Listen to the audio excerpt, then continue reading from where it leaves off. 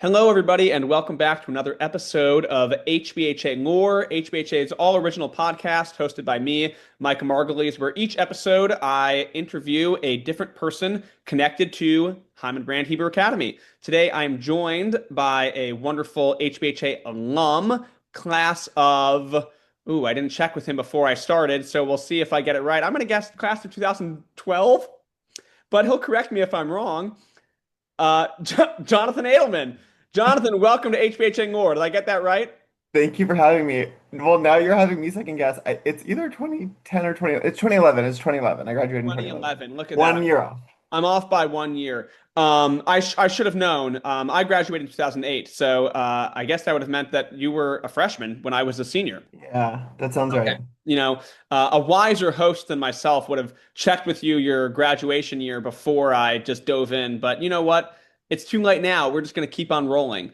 So, Jonathan, we're going to certainly talk about your time at HBHA, but I wanted to start by talking about what you're doing now because you have a really interesting and cool career choice that I'm sure has in some way been informed by the many years you spent at HBHA. So can you tell everyone what do you do now and where are you at? Sure. I live in Washington, D.C., where I've lived for the last 9 years since I graduated from undergrad. Um, I am the Collections Curator at the Capitol Jewish Museum here in Washington. So what does that mean? It means a couple things. One, I oversee the museum's archive. So I work with the other curators to use the artifacts to create collections and work with the educators to use the artifacts to teach. I oversee a team of volunteers, interns, and some staff who digitize and make more accessible our collection so people can use it to study and research and learn. And then I go out into people's homes, into synagogues, into Jewish institutions, and I collect new material to add to the museum's collection. I should have prefaced by saying the museum is about the history of the Greater Washington Jewish community, which is, I believe, the fifth largest Jewish community in the United States. It's Washington, D.C., the Maryland suburbs, and Virginia suburbs, and it's over 400,000 Jews. Wow. And is this the first museum you were at, or were you at a different museum prior to this? So, this is my second museum. When I was in college, I interned in the collections division of the U.S. Holocaust Memorial Museum, also here in Washington. And then I moved here after graduation to work there. I worked at the Holocaust Museum for a few years, and then I left in 2018 to get a master's in museum studies. And then while I was there, in my master's program, I learned about this museum that they were building, a new museum in Washington, which is not something that happens all that much, even though there's a lot of museums here. And it was about the history of Jews in Washington. And I was kind of surprised because a lot of much smaller American cities have Jewish museums about their cities, and Washington still didn't have one. So I was really intrigued. I applied for an internship, and that internship turned into a job where I've been for 6 years. Oh, wow. So you kind of got in on that museum on the ground floor. Are you the first person to be in that position that you're at there? So kind of. It's a little complicated. So in 1960, the Jewish Historical Society of Greater Washington was established, and they sort of existed until 2016 when they dissolved and became the Capitol Jewish Museum. Some of the staff sort of moved over, but also it was sort of a whole new thing. So there was a collection that already existed, and there was someone who oversaw the collection before me. But for this new museum, I'm the first person in this role. Yes. That is really cool. Obviously, I'm sure there are a ton of different things, so don't feel like you need to tell us everything. But just what is something that maybe Jews in Kansas City, which is where most people are going to be listening to this podcast, might not know about the Jewish community in Washington, D.C., either currently or just historically, that is just an interesting thing that you've learned about the Washington area Jewish community as you've been both living there and doing this job for the past several years. Yeah, that's a great question. Well, I mean, as someone who spent the first 18 years of my life, not only in Kansas City, but very much a part of the Kansas City Jewish community, it was very different to me, in part because of the size. 400, I think there's something like 65 synagogues in the greater Washington area. There's like 4 Jewish day schools, 3 JCCs. It's just massive. And so, like, I felt like one thing I love about the Kansas City Jewish community is it kind of feels like everyone knows each other because of the smaller size. Um, and it's very big. But you can still find community. I mean, one kind of cool there are a lot of people born and raised in Washington, but Washington's also a very transient city. So one thing that's very cool is hearing people's origin stories. I have met fifth generation Jewish Washingtonians, and I have met people who moved here 6 months ago, for a job, and about everything in between. And so it's sort of everyone has an interesting story for how they got to Washington, whether it was 5 months or 5 generations ago. Yeah, that makes sense. And as the curator, I'm sure you're kind of always, gathering new pieces or, going out either into the community or doing research to find things. Any particular artifact or exhibit that you have brought to that museum that you're really interested in or really proud of, or just that you think would be cool to share with people?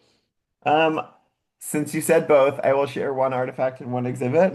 Oh, please do. Yes. So also, the major exhibition that we opened back in May. That's probably I mean, I'm still young in my career, but it's the thing I'm most proud of in my career. So when I joined as an intern back in 2019, I was very curious to look at the archive of the Capitol Jewish Museum, to learn more about the history of the LGBT Jewish community.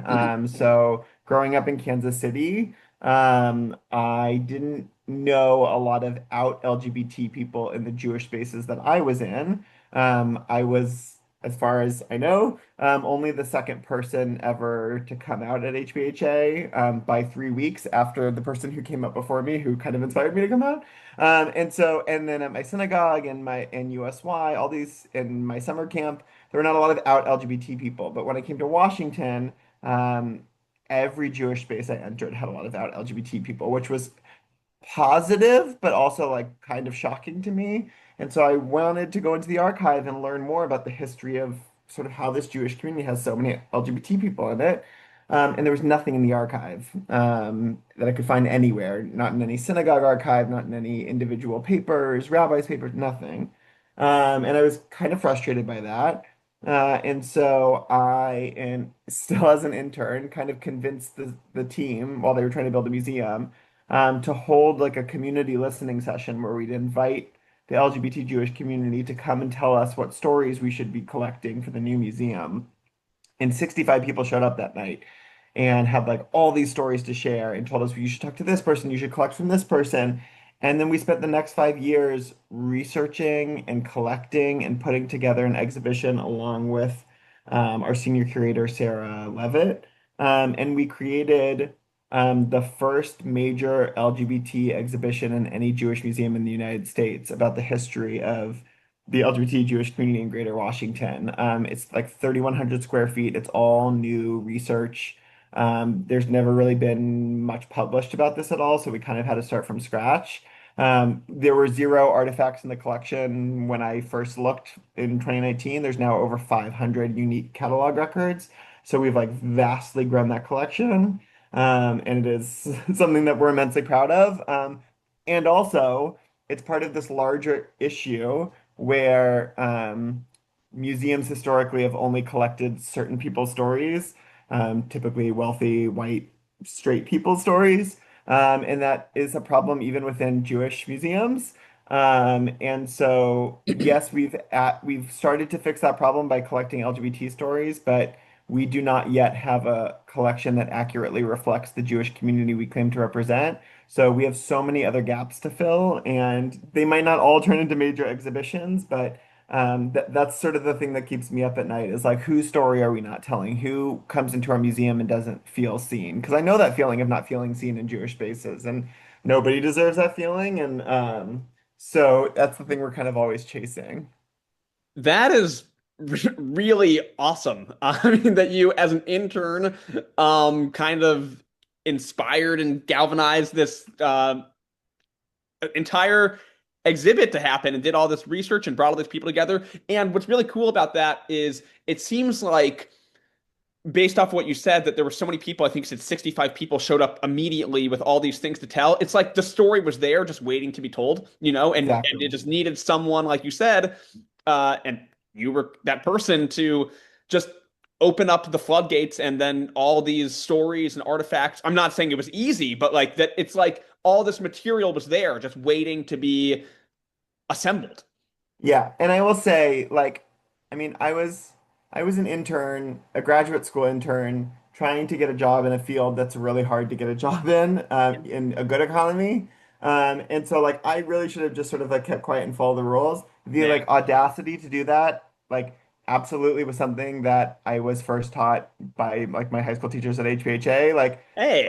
like Miss Shelton, Miss Coughlone, like who just like kind of if you like believe in something, if you like really want to get something, get to something that you just like you have to step forward. And not like and I remember something Miss Coughlin said, like you never step over anyone, but you step like forward with them. And so I kind of just said to the staff, I was like, this is something we are severely lacking at. We have this opportunity, we're building a new museum. Like we need to step forward with this community. That's Yeah. incredible. And what an attempted segue to talking about HBHA too. We'll get there. I've got a couple more museums Okay, yeah. first, Well, but I absolutely do love that. quickly, Please do. I will be, I want to share my favorite artifact. Yes. It will truly take up half the podcast if I tell the full story, but my proudest artifact that I tr spent about 6 months tracking down and then 2 years trying to convince them to donate to the museum is an 8.5 foot tall, 114-year-old taxidermied polar bear. Oh, I had no Um, idea how that sentence is going to end. Exactly. And so the long and the short of it is there was a Jewish-owned fur shop in Washington, D.C. from the 1910s to the 1950s. Oh my goodness. And the Samuel Zlotnick, who owned the fur shop, was on a fur buying trip in Canada, and a man offered to sell him a polar bear he had hunted. And Samuel Zlotnick had it stuffed on its hind legs, kind of standing.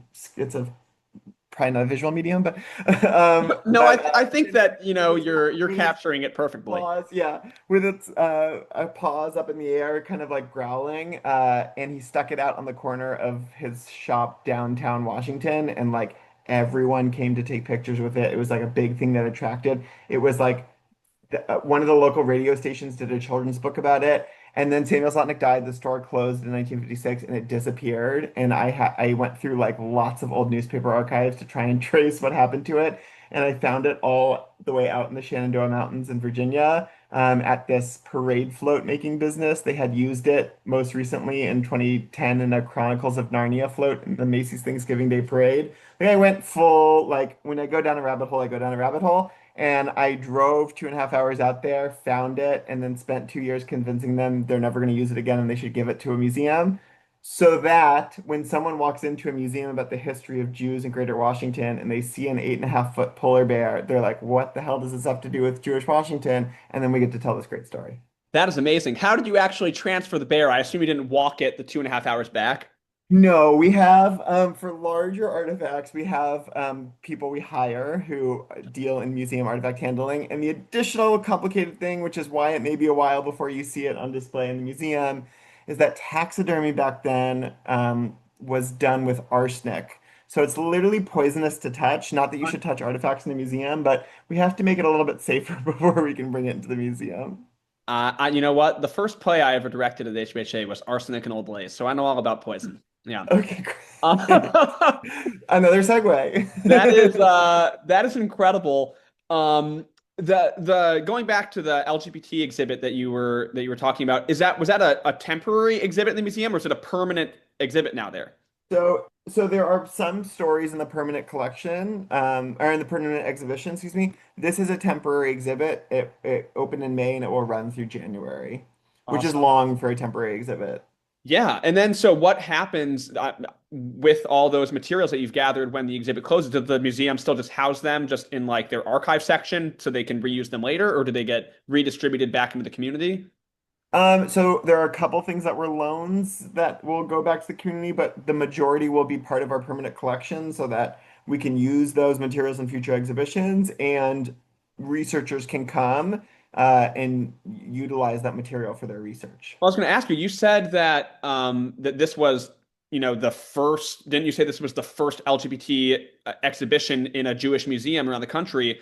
Do you know if or hope that other museums might do a similar collection in their own towns?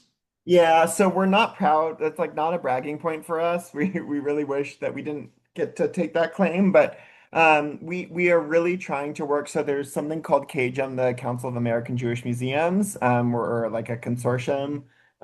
It's sort of the GLAM consortium. Sorry, galleries, libraries, archives, and museums that are Jewish in North America. And there's a conference once a year, and we do like programming on Zoom all throughout the year. It's a great close-knit group. I've met a lot of people who have been mentors to me through that group. We're talking to a lot of the other museums to say like, hey, like a lot of the sort of foundation of our exhibit, they could take and just replace it with their own history. And some have started to say that they're interested. Some receive state and federal funding and are afraid to do an LGBT exhibit right now. We received no federal funding, which is why we were able to do it. And so it's complicated, but we are kind of, I mean, we're also using we're the first to a little bit shame them into Yeah. doing more of this research, Inspire that to inspire them. fire them. There you go. That's the positive rephrasing of shaming. Exactly. I mean, that would be amazing if other communities take up that mantle and can reach out to you as a resource of how to get it started.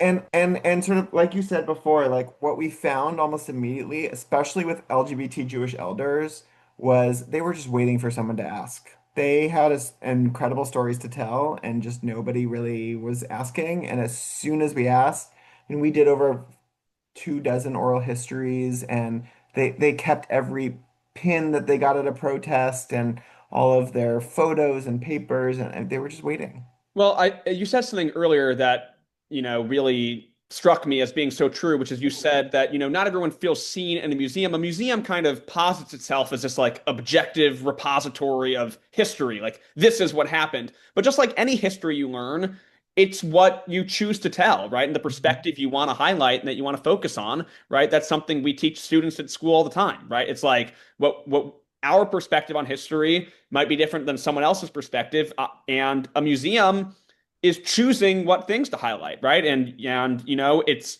an amazing resource, but it's also, historically they're probably highlighting certain people and certain events over others, and it's awesome that you're really taking a very proactive stance in changing that.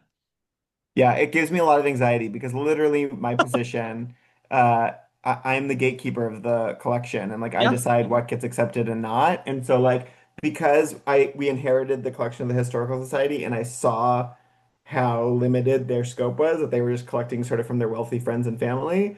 I'm like trying to swing in the other direction, yeah. but still like I know that I have that I'm like there's parts that I'm missing or whatever. And so I'm like constantly I have a collections committee, a group of people who I say like, okay, what are we missing? What should we be collecting? Because I mean, here's the thing. So the exhibit will last for 6 months, but in theory it will be in the collection forever. And I want someone 50 years from now or to understand. And that includes we're doing collecting of things. We're not just doing old black and white photos. There's a lot of history happening right now that we're trying to collect. And it's important for us to capture that. I imagine that, especially for any current HBHA students who might be listening to this, right? There's a lot of people, young people who love history and are interested in history, and but maybe have never even thought about your career choice as like a path. But they might be like, wow, that actually sounds really cool. Kind of going into working in a museum, right? And kind of helping bring history to life. But it's just not a conventional like career that I think a lot of people think about. What advice would you maybe give to a person who's hearing what you do and maybe themselves are not shamed but are inspired to maybe pursue something similar? Like, what would you say they could do to if they were interested in that as a potential career field? Okay, so the very first thing I would say, and it's like a little cliche, but like I would not be here today if not, is like be open to change and sort of like listen to your curiosities. I left HBHA I applied to schools to go into a photography program. I left HBHA thinking I wanted to be a professional photographer, and I picked my school because of that. Um, I never thought I was going to be like a historian or a curator or work in a museum. I just wanted to be an artist, a photographer. I went to Clark University in Massachusetts for my undergrad, and by chance. Clark has the only PhD program in the country in genocide and human rights studies. Hmm. And so having gone to HBHA and gone on March of the Living and being a grandchild or survivor, I was like, okay, my first semester freshman year, I'm going to take a Holocaust class. It'll be an easy A and sort of help me transition into college workload. And so I took that class and I was not only blown away by how much I didn't know, obviously I didn't know that, but I was blown away also by all the different courses they offered, not only on the Holocaust, but on other genocides, but also like women perpetrators and victims of the Holocaust and gender studies and sexuality around various genocides. And I was so curious. I wanted to take more and more classes, while at the same time I was pursuing my photography degree. And then sophomore year, I sat down with my advisor and I said, every parent's fear is they send their kid to a liberal arts school, they pick an obscure degree like genocide and human rights studies, and then they can't get a job. I Yeah. said, so what do I do with this? And she said, you teach either in a classroom or a museum. Oh, And I said, huh. I was like, well, I don't know that I want to be like a teacher, but I love museums. I went to who doesn't? museums growing up. Exactly. And so I found an internship in the photo archives at the Holocaust Museum. And I was like, well, that's photography and the genocide studies that I'm doing.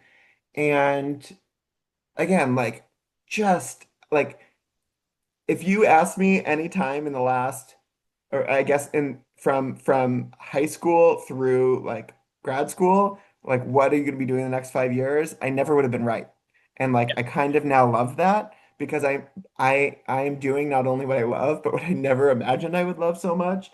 And so, like, what I realized when I worked at museums was I do love history. I'm a big history nerd and I love teaching history, but I love tangible history. I love the artifacts. I love teaching history, not through, sorry, reading like textbooks, How dare you? How dare you? not only through reading, not only through Ah, reading, not a, it's a yes and. yes, and but teaching history through either ordinary or extraordinary artifacts.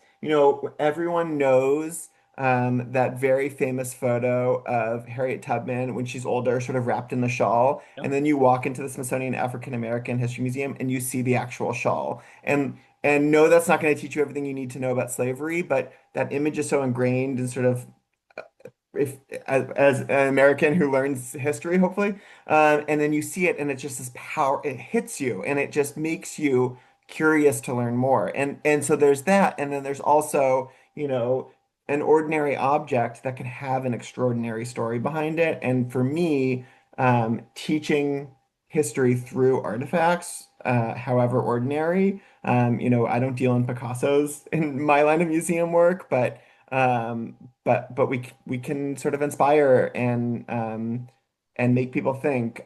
Just an example of it that I think was really powerful is we had a 4 month period where our special exhibit space was going to sit empty, and we're a nonprofit museum. We didn't really have a budget to put on a big exhibit, but every museum's struggle is they can only show about 1% of their collection at any given time Ooh.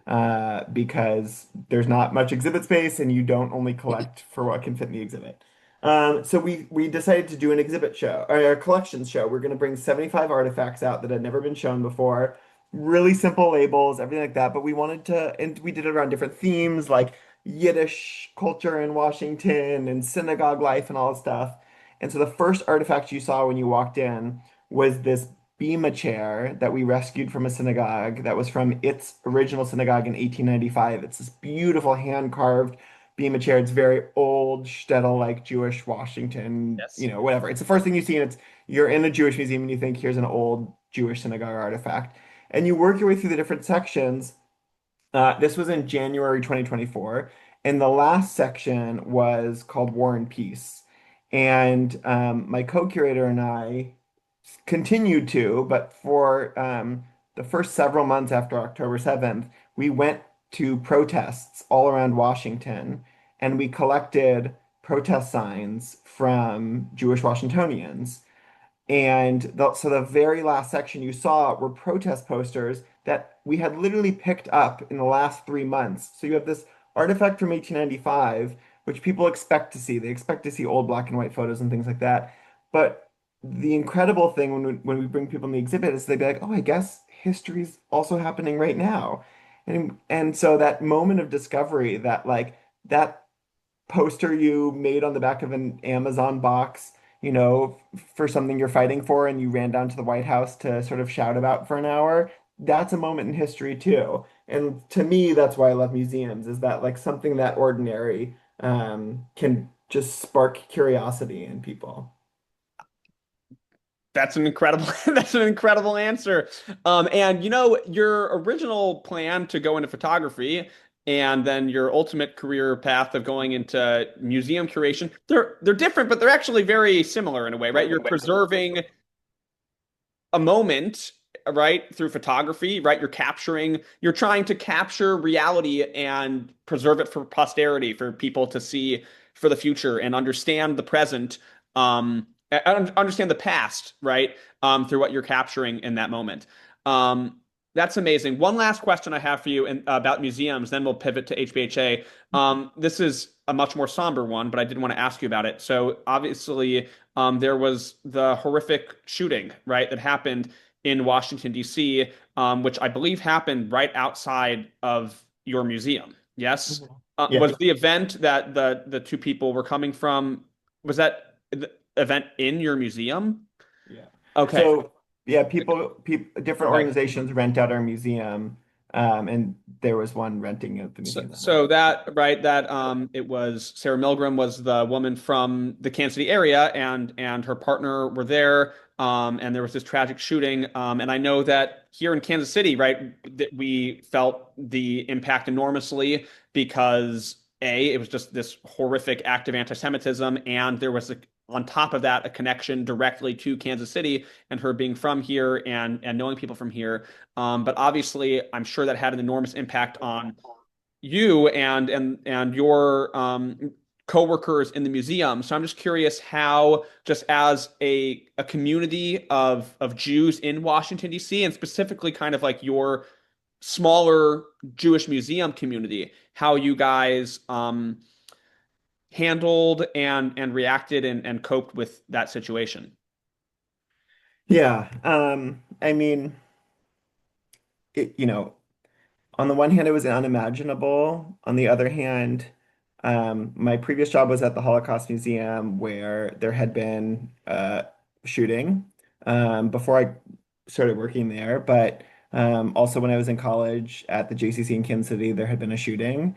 And so while it was unimaginable, also sort of the reality of uh, gun violence in America is that it's inevitable. And so you hear about these things, and you always hear in the news and like interviews afterwards, you hear people literally say, I never thought it would happen here. Mhm. Um, and that is your first reaction. And it feels so, it's just, you know, museums are a place that try to be, some museums, most museums, are a place that try to be, especially identity-based museums, an introduction, a celebration, and a reflection for its own community on its own history, but also an introduction for other people to that community. If you're not Jewish, you can't necessarily just, um, walk into a synagogue and say, "Hey, I want to meet some Jews." Obviously, because there's security things, but for a lot of reasons. But a place like a museum, you can start to learn about a group, learn their history, break down sort of assumptions, and then you can take that first step. And so, for this act of violence to happen anywhere, but a place that we care so much about specifically because we're trying to, we try and fight anti-Semitism by educating about who Jews are. And it's not only a celebration, it's a complicated history. But it was incredibly painful. And Sarah and Yaron's loss is still, I mean, I I walk past the memorial every day when I walk into the office. There's not a day that I don't think about it. Um, and also, uh, it kind of has just been more motivating for us to do the work that we do. Yes, we've had to increase security, and yes, it's a thing that we have to think about in a whole different way, but it's sort of doubled down uh, our mission, you know. Um, because I'm a historian, I have to give you some history. Yeah. There's a man um, who in the 1880s, I don't want to get this wrong, uh, got the first at Johns Hopkins University in Baltimore, got the first degree in Semitics, which is essentially like Jewish studies. And then he got a job in the library at the Smithsonian, which already had been around for about 40 years at that point. And when he got there, he saw all this anti-Semitic material in the collection because Jews didn't work there and like there's no one to protest it. And he started collecting Judaica for the Smithsonian. The first artifact that he accessioned was his grandfather's shofar that his grandfather had brought over from Germany. And he just started amassing. This was the first, and sort of the modern concept of what we know as museums, the first museum anywhere to have a Judaica collection in the world. He started amassing this Judaica collection and he started putting it on display to teach people. What he would do is when there were presidential inaugurations and people would come from all over the country, especially from places where there were not Jews, he would show that Jews have high art and religious artifacts and a culture as well. And he used the museum exhibition to break down notions of anti-Semitism and Jews as a monolith or whatever. And so, do I believe that our museum is going to fix anti-Semitism? No, we're not. But I do believe that we are an important tool in breaking down anti-Semitism. Cyrus Adler, this man, did it in Washington, over 100 years ago, almost 100 years ago, over 100, almost, yes, 150 years ago. Yeah. Sorry. We have the semi-quincentennial next year, America 250, so I'm like got a lot of dates in my head. Um, and I truly believe we're doing it today. And really one of the biggest things is breaking down like myths of the Jews as a monolith on any issue. Um, and we were doing that before this tragedy, and we are gonna keep doing it every day after.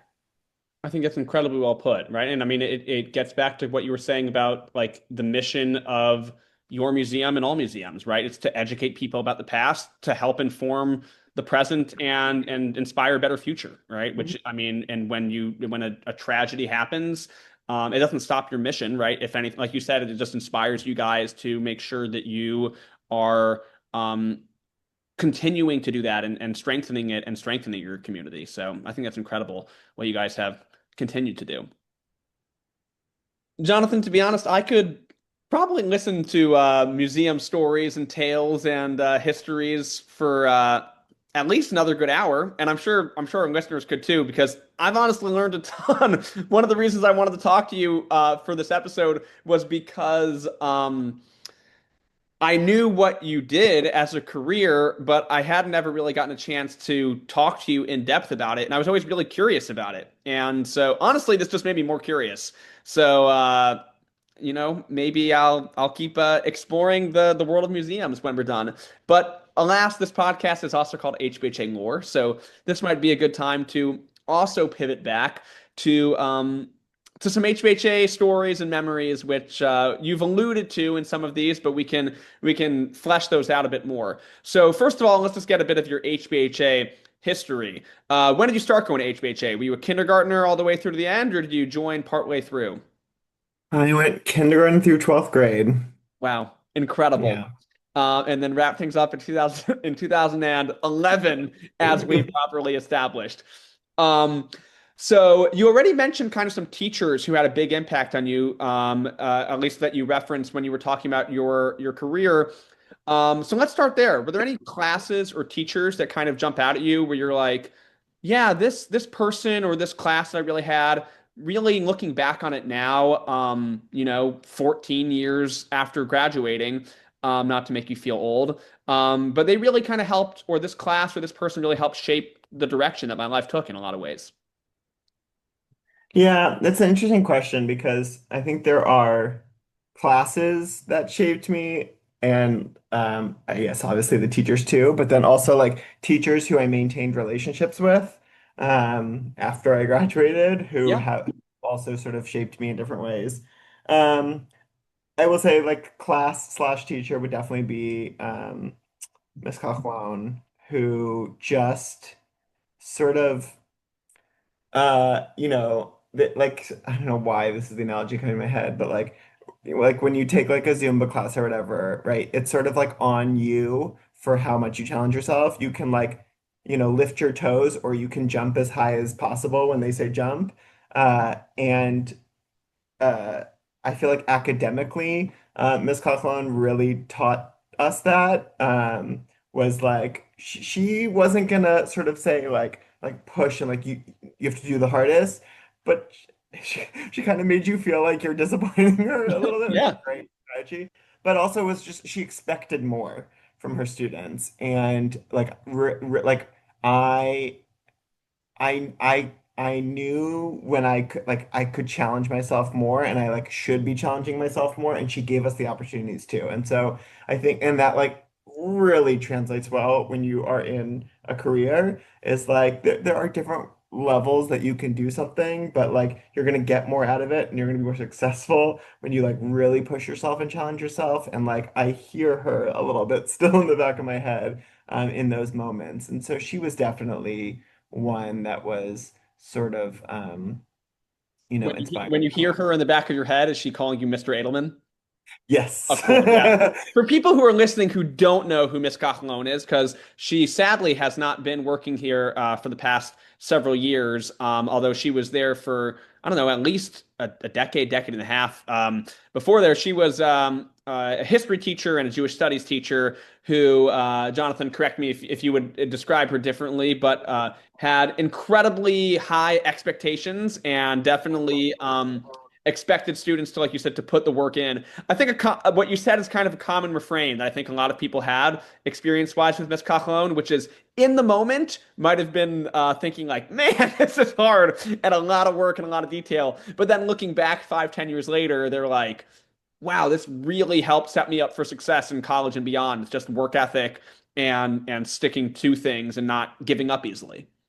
Yeah, 100%. She just yeah, and it just it like of course as like a probably freshman, I don't remember exactly when I had her in high school, like I wasn't mature enough to see it then, but she was not thinking about just teaching freshmen. She was truly thinking about preparing us for the future, and like that is just incredibly valuable. And I am very grateful for that. But no, I mean there are also there's plenty of teachers who I keep in touch with. I mean there were several years when I would go back and say hi to people like Miss Franks and Miss Freischman, Miss Hewitt who like I still talk to some of these people and they demand that I call them by their first name and I simply can't. Look at you It's really trying. hard. But I mean like I was where were we? Oh, in April we went to San Francisco for my boyfriend's birthday and we were at the DeYoung Museum and they had this Matisse exhibit and one of the it was like the first time this Matisse thing was like on display altogether. He did like a children's book or something and it was the first time like all the folios were on display together and like the most famous folio, Icarus, I think was something that like Miss Reich was one of the like art projects we did with Miss Reichman. And like I like when I saw it in person, the first thing I did was ask my boyfriend to take a picture of me with it so that I could send it to her and be like, I'm with the real Icarus. And I remember when we did this in your class. And like that was, that had to be 20 years ago at this point. But like the thing about HBHA, about like having the small class sizes and sort of the teachers who stay for a long time and you build these relationships with is it sticks with you. The fact that I was on vacation and saw this piece of art and thought of her right away, like I think that speaks to sort of the power of HBHA. That's awesome. Did it inspire you to pull out of your back pocket your own painting version of Icarus that you had done and say mine's better, and then and take a picture of that one Exactly. as well and say which one, hold them both up side by side for the comparison point, you versus Matisse? Yeah, next at Sotheby's. Yeah. So, your career, as we talked about, is not just in working in a museum, but specifically working in a Jewish museum space, right? So, I imagine that some of the Jewish experiences that you had during your 13 years at HBHA might have um, shaped either that decision, but also maybe just like come back in echoes in unexpected ways. So I'm curious if there are any specific Jewish experiences or memories from HBHA that you're like, you know what, somehow I feel like that ties into what I do now, or that just impacted you in any way. I mean, like you said, I think the very fact that I'm working in a Jewish museum, I'm in a city with lots of museums and lots of like world-renowned museums. Not that I can necessarily get a job at another one, but like there's those opportunities. But I mean, I think that like HBHA sort of encouraged my love of Jewish learning and of, I guess, Jewish teaching and of Jewish history. I mean, um, I feel I love being in this space. I love learning more. So I've been in Washington for 9 years, and sure, if my mom's listening, there's a chance I could come back to Kansas City, but I think this is my Jewish community now, and I love learning more about its history. And that curiosity absolutely is something that was sort of nurtured in me at HBHA. And I mean, so for example, for in the LGBT exhibit that we created, we have a section on ritual change, and we talk about the non-binary Hebrew project, which has sort of really sparked in the last 10 to 15 years. Hebrew, like many other languages, is a gendered language, and there is a real effort to create a third non-binary version of Hebrew. And there is a new synagogue project, which is led by actually Rabbi Joe Berman, who I don't know if he graduated from HBHA, but he definitely went to HBHA Oh, for okay. part of the time. And his the Hebrew school at New Synagogue Project that he runs, the synagogue that he's the rabbi at. They have a 400-page workbook, like the workbooks that you and I learned Hebrew from, but that teaches their students non-binary Hebrew. So they are learning all versions of Hebrew. And right, it's this ancient language where there is this sort of adaptation. Just like in modern Israel, when they needed words for airplane and computer and salon, there is this new need to adapt, and uh, you know for the LGBT exhibit, we could have just talked about the protests and the nightclubs and the drag queens and all this stuff, but including this conversation on teaching and learning Hebrew felt really important, because I loved learning, right? I like maybe many of the alumni listening had Melts as a teacher, and Come up learning. already in other podcasts, which is great. Keep Yes, it coming. there's no learning Hebrew like learning Hebrew from Melts. And I was just sort of like, I have to include, like, this has to be included in the exhibit, because there are going to be people who all of this history is very new for them, but maybe either in day school or Hebrew school they learned Hebrew, and now they get to discover in this place that they maybe feel familiar and comfortable, this new approach that directly impacts people in the LGBT community. Well, that's really cool. And any way that you can shoehorn Meltz's Hebrew lessons into your museum exhibit, I'm sure would absolutely thrill her. And honestly, HBHA students for 25 years would come flocking to your exhibit in droves just just to see her handiwork on display. Absolutely. And I mean, yeah, the and that like right. like you said, 25 years, like I do think there's something about, and this isn't unique to HBHA. Teachers stay for a long time, lots of places. Mhm. Uh, but like I'll never forget, my computer teacher, Linda Allspa, like pretty early on, I remember her saying, like, your uncle, David Zoslin, was my student, and she, I believe, had David's oldest kid before she retired. And like I remember all the times we had like 20 and 30-year celebrations for these teachers who just like were so dedicated to us and so dedicated to this institution as you have become. And it's hard. I mean, it's a really small school. I graduated with 15 kids. My uncle Jeff graduated with 2 kids way back in the day. That there's parts of that that are really hard. But when you have teachers who just desperately want to see you succeed. And I was not the easiest kid. And they were very patient and they worked to see me and so many of my um, fellow classmates succeed. Like, it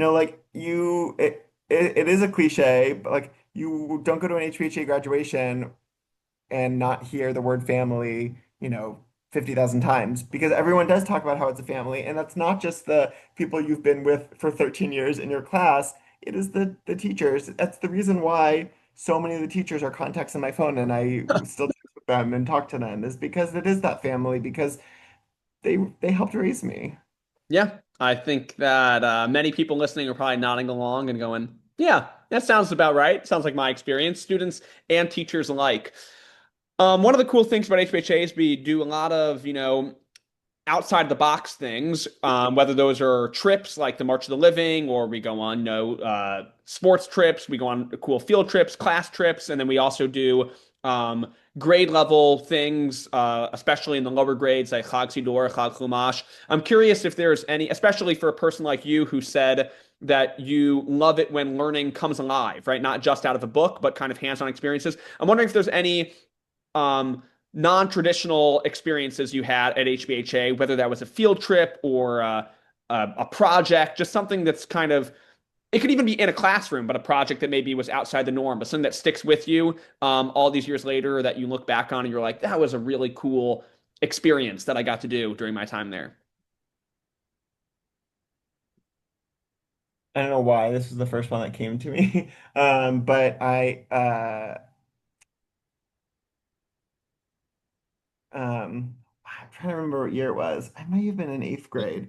Um, Don't worry, Jonathan. Placing the correct year has like already F all proven to of be a that, I very just difficult subject for us both. But that's okay.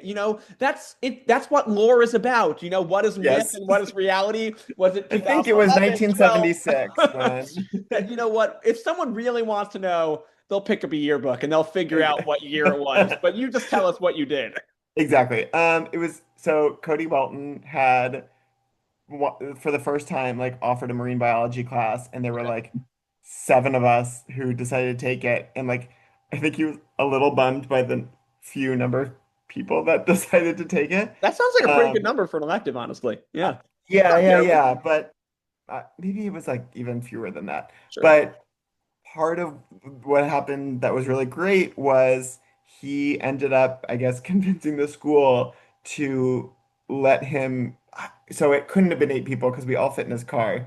Um, but we went to the Omaha Zoo for like a full day, Uh-huh. complete behind the scenes. Like we got to go above the fish tank, fish aquarium, and like help when they did feeding and cleaning, and like go into some of the like animal enclosures and stuff. Like we had like basically the entire Omaha Zoo to ourselves because he knew someone, and it was like, you know, uh, we got to fully immerse. He sort of took advantage of the fact that it was such a small class, and we got to have this like incredible immersive experience. And science was not my strong suit by any means. I sort of did it because I had to take the classes, and it was like this incredible experience. Um, that and Earthworks, of course, and That's funny. This is the third straight interview I've done where Earthworks has come up of course, because, well, I talked to Laura Hewitt Earth Earthworks mastermind, and she told me, I don't know if you knew this. Not only did she take students to Earthworks, but she helped like establish Earthworks, like as like the learning program. She was like designing it. She was helping like establish like the learning curriculum with it. And then Kaylee Weitzman I was talking to the other day, and she also was remembering stuff about Earthworks. And now here you are with Earthworks as well.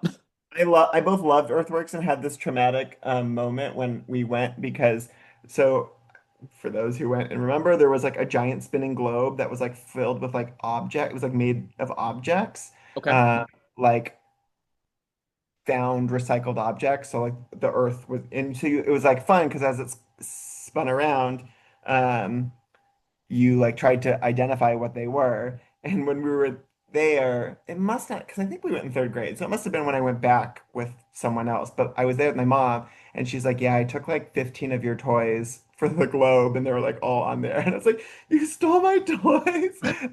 I was like well grown up, but I have this distinct memory of like standing in front of the globe trying to find my toys when I didn't even know what they were.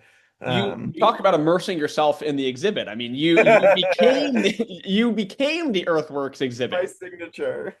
in a key way, which is amazing. How about from your, well, I guess Earthworks is one of them, but as a lifer, as someone who's there since kindergarten, that's a long time. So I'm curious, how about your younger years? Anything that sticks with you from those maybe K through 5 or middle school years as a really memorable experience? Besides the horrors of the Civil War play, no. That I mean, aside, I will say my brother, who is 40 now, still remembers every word to every song of the Civil War play, as as do do I. We can I, end as this do I, episode by yes. singing a duet if you want. Maybe. That could mean a But deleted scene. yes, from the younger years.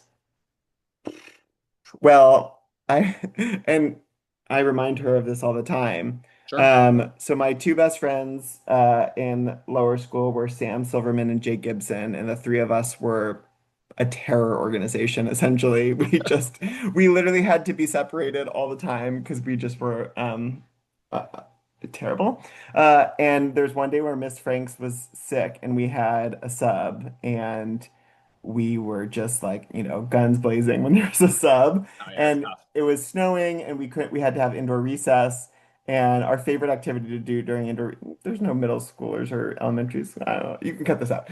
We would gamble. We would like, there were these like different colored chips that was like a math game, and we would, Sure. yep, use them to gamble. And this one, Just like you were playing a game of dreidel.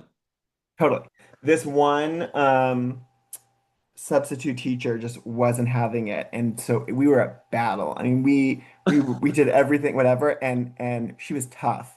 That substitute teacher, her first time ever at HBHA is Dr. Kayenka. Oh my, Um, what? Wow. so Incredible.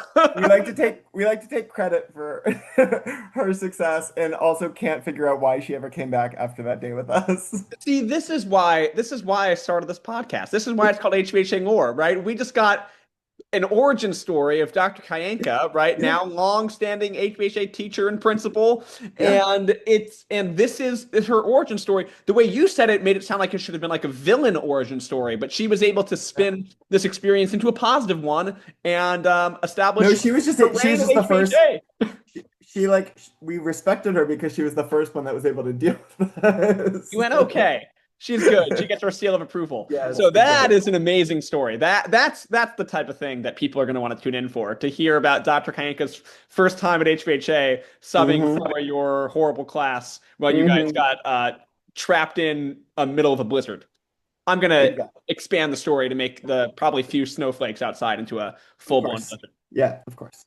Well, Jonathan, I've kept you for quite a while. We got to talk about museum stuff and school stuff. I do like to wrap each episode up with a couple of rapid fire questions. So Okay. these don't need to be I'll do my best. in-depth things. But this one I'm really curious about. I've asked everyone about this who I've spoken with.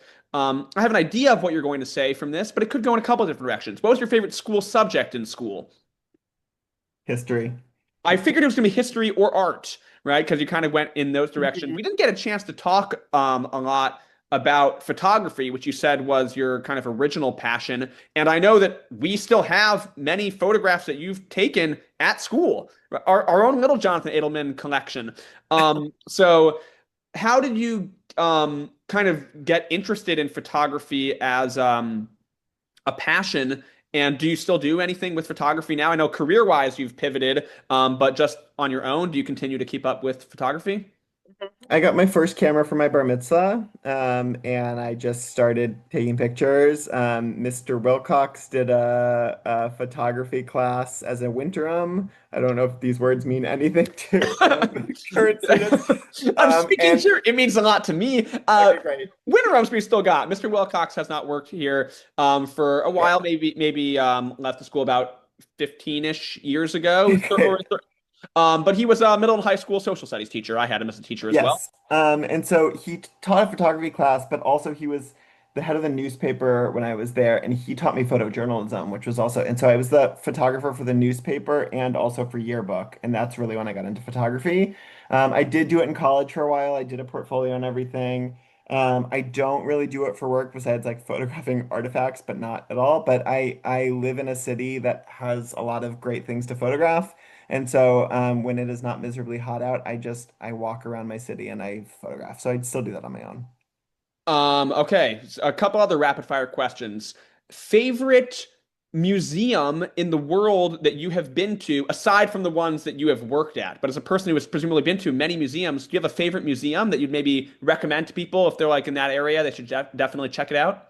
So, and I'm not just saying this for this podcast. I always tell everyone all the time that the Nelson Adkins is my favorite museum in the Oh, world. wow.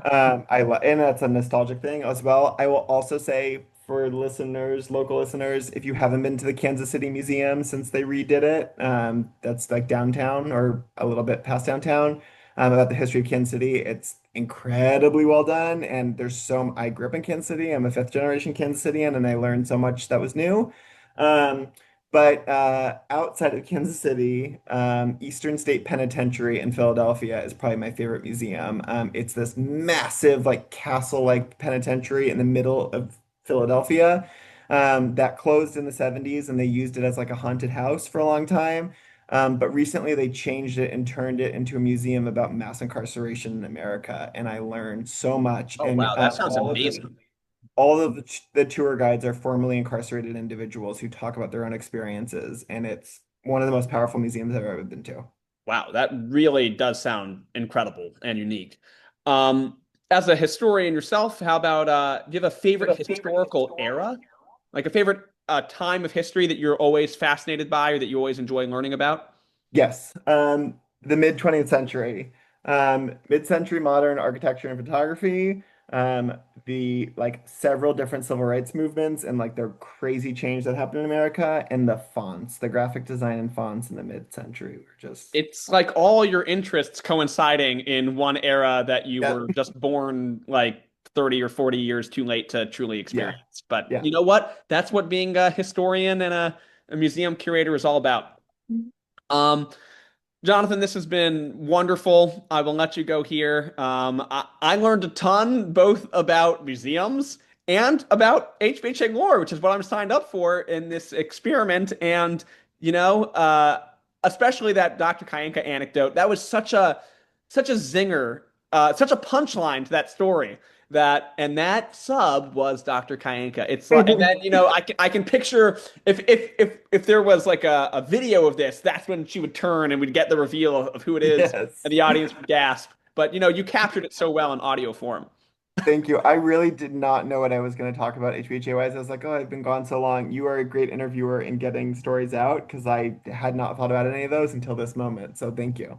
You know what? I'm glad that we could pluck them out, and now not only are they out of the obscurity of your own brain, but they're into the public for everyone else to enjoy as well, like a great museum piece. Jonathan, thank you so Thank you. much. This has been great, and I'll talk to you later. Talk to you soon. All right. Thank you. Bye bye. Bye.